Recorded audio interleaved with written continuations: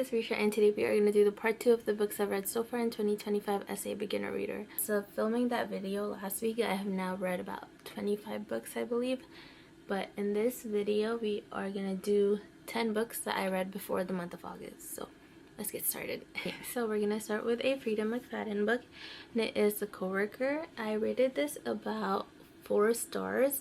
I was kind of in between 3.5 to 4, just because the beginning was pretty slow for me, but then the middle, that's when I got sucked into it. And when my coworker, my friend April, recommended this for me, she was like, just remember turtles. And there's a lot of turtles in this story, but yeah, it was pretty good. But I still don't know honestly who the real victim is. Both the main characters in this are crazy, the 2 women, but yeah, it's a 4-star for me. Next book I'm going to show you is Then She Was Gone by Lisa Jewell.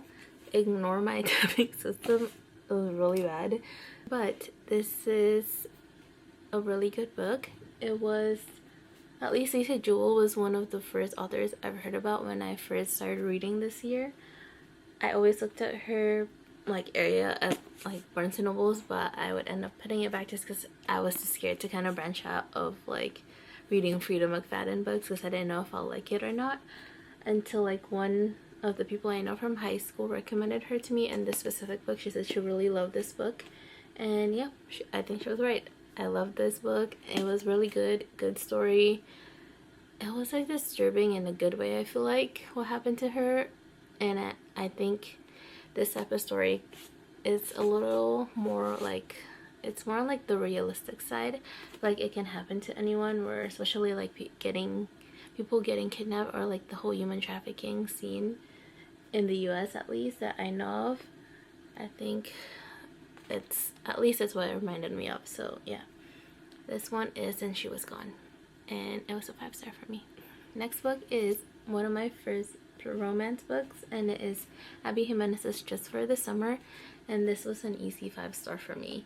She is becoming one of my favorite authors right now, and she's making me love romance books. I feel like these books can be, I want to see them as a movie, but her characters are just so relatable and likable. And this one specifically, the way they met was funny. So both of them had like a history of dating other people, and after they've broken up with them, those people will find like the right person for them. They'll get engaged or get married right after dating them. So they thought maybe if they get together, they'll cancel out the little curse they have, and they'll find their own people after they've like broken up. But they ended up having their own little love story, and yeah. Besides like the love story, they also kind of showed a lot between their like family dynamics and like the problems they have with like their moms. The guy's mom was like, she was going to jail. The other one, she's just always gone. So Emma was kind of always alone. That's why she chose to be like a travel nurse, so she can move away every 3 months and just not stay in one place the whole time. But yeah, this is an easy 5-star for me. This book is when I started to dig into kind of like the fantasy world, which I never thought I would have done, just because I feel like my imagination is not that broad, so I didn't think I could ever read these type of books. But yeah, the Powerless by Lauren Roberts. Don't know why I can't say that name, but I really like this book. I think, okay, now that I read 2, I think I'm gonna rate this 4.5 stars, just because I feel like it didn't end up the way I thought it would be. I thought it was gonna be like a cute love story ending at the end, but not the case for this one, at least. I don't want to give spoilers, but yeah, this one is between the ordinaries and the elites. So people with no powers are the ordinaries, and then the elites are the one with powers. And the elites, like with their prince and the king, they try to eliminate everyone that's ordinary, because they think that they have like the plague or something. But yeah, the girl in the story, she was an ordinary, but she was able to pretend that she's an elite, or that she has a power, by pretending she can predict, I think it was like predicting future, like she's like predicting something, but it was just the way she was reading people and like reading everything like in the surrounding. But yeah, this one is a really good story. I can't wait to read more of the other two when I'm in the mood. I was gonna try to read it this week, but my brain just couldn't handle it for some reason. I'm such a big mood reader that I feel like I need to be in the right headspace to read fantasy books. So yeah, this is Powerless, and I rated it 4.5 stars. Next book is another Frida McFadden book. It is One by One, and I rated this about 3 stars. This is the time where I was kind of getting into a reading slump, so I don't know if that's because of that or just the story. I just couldn't connect to it, but to me this one was very predictable. I feel like from the story itself, so we kind of got murdered one by one in this story. But yeah, it's still an like easy, fast read for me, so I'll always like Frida McFadden books, and I still am going to continue reading her books. So that is One by One by Frida McFadden. Okay, next book is another romance book, and it is Carly Fortune's Every Summer After. This book reminded me a lot of The Summer I Turned Pretty.